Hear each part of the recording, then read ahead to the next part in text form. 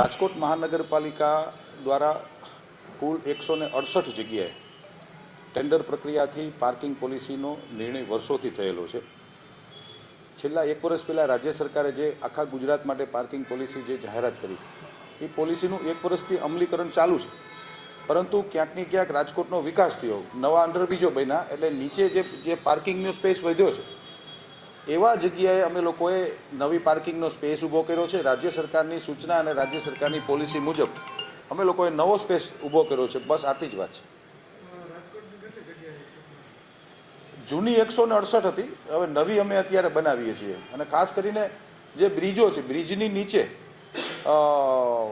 Food કોર્ટનો વિચાર પણ આપના દ્વારા અમે આજે કહું છું કે ફૂડ કોર્ટનો વિચાર કરીએ છીએ। અમદાવાદની અંદર SP ring road Sarkhej Gandhinagar highway ઉપર બ્રિજની નીચે અને અમુક સ્પેસની અંદર મહાનગરપાલિકા દ્વારા ફૂડ કોર્ટને રેન્ટ ઉપર આપવામાં આવતા હોય છે હરાજીથી। એ પણ દિશામાં અમે લોકો આજે વિચાર કરી રહ્યા છીએ। વિધિન 1 મંથની અંદર આ ટેન્ડર પ્રક્રિયા છે, ટેન્ડર સ્ટેન્ડિંગમાં આવશે, મંજૂર થશે ને કામ શરૂ કરશું। બેન એ સ્ટેન્ડિંગ નક્કી કરશે। દિવાળીની પહેલાં ધર્મેન્દ્ર રોડ વેપારી એસોસિએશન અને લાખાજીરાજ રોડ વેપારી એસોસિએશનના મિત્રોએ માનનીય ધારાસભ્ય શ્રી રમેશભાઈ ટીલારા સાહેબની આગેવાનીમાં એક વખત અહીંયા મિટિંગ થઈ હતી। આ બેઠકની અંદર ટ્રાફિકના એસીપી ગઢવી સાહેબ, અમારો સ્ટાફ, જગ્યા રોકાણ શાખાનો સ્ટાફ, મહાનગરપાલિકાના સંબંધિત પદાધિકારીઓ, માનનીય મેયરશ્રીની અધ્યક્ષસ્થાનમાં એક બેઠક થઈ હતી। એ લોકોનો જે પ્રશ્ન હતો કે પાથરણાવાળા અમને વ્યાપક પ્રમાણમાં અમારા ધંધા રોજગારને હેરાન કરે છે। ટેકનિકલી આપણે જો જોવા જઈએ તો ધર્મેન્દ્ર રોડ અને લાખાજીરા રોડ ઉપર કોઈ પણ વ્યક્તિની દુકાન છે, દુકાન પછી એ લોકો ફૂટપાથ મહાનગરપાલિકાની હતી, ફૂટપાથ પછી સ્કૂટરો રાખતા અને ફૂટપાથ ઉપર પાથરણાવાળા બેસતા। એ લોકોની જ રજૂઆતને ધ્યાનમાં રાખીને અમે લોકોએ પાથરણાવાળાને દૂર કર્યા। પાથરણાવાળાને દૂર કર્યા પછી ટ્રાફિક બ્રાન્ચે એવો રિપોર્ટ આપ્યો અમને લોકોને કે આ જો ફૂટપાથ જો નીકળી જાય તો ફૂટપાથ જે પોર્શન નીકળે છે ત્યાં અમે પીળા પટ્ટા કરી નાખીએ અને દુકાનની સામે વાહનો, જે તે વ્યક્તિના વાહનો પાર્ક થાય। પણ હમણાં જ મારા ધ્યાનમાં આવ્યું છે કે કંઈક આંદોલન એ લોકોએ કર્યું છે, અમે એની સાથે વાટાઘાટ પણ કરવાના છીએ। એ લોકોની રજૂઆત એવી હતી કે ભાઈ અમને ફૂટપાથ પછી વાહનો રાખી તો રોડ સાંકડો થઈ જાય, રોડ સાંકડો થાય છે એટલે ટ્રાફિક વ્યાપક પ્રમાણમાં 2 વ્હીલર પણ નથી ચાલતા। એટલે એ સમસ્યાને નિરાકરણ કરવા માટે રાજકોટ ટ્રાફિક બ્રાન્ચે આ નિર્ણય કર્યો હતો અને એનું અમલીકરણ કરવા માટે હાલ અમે ફૂટપાથ કાપતા હતા, પણ એ લોકોએ વિરોધ કર્યો એટલે આજે અમે અટકાવ્યું છે। એની સાથે વાટાઘાટ કરીને નિર્ણય અમે કરશું।